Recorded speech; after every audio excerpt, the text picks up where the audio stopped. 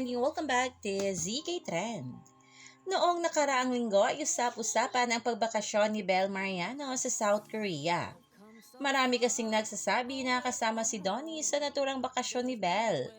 Kahit sariling kapatid ni Belle ay nag-post na nga ng mga patunay na kasama nila si Donnie.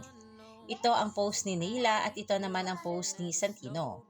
Ngunit walang konfirmasyon nga na kasama si Donnie sa naturang bakasyon. Ganon pa man, marami pa ring naniniwala na magkasama ang Don Bell sa Korea.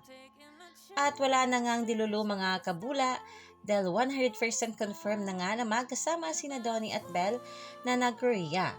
Kinumpirma ito ni Isnir habang nasa bahay ni Kuya at napag-usapan nga ni na Isnir si Donnie at Bell dahil sa pagpasok nga ni Donnie bilang house guest ni Kuya.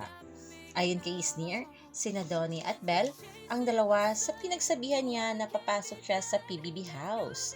Chinat umano ni Isnir sina Donnie at Belle at 2 days bago nga pumasok sa bahay ni Kuya. Kaagad daw nag-reply si Belle na mag-Korea pa daw sila.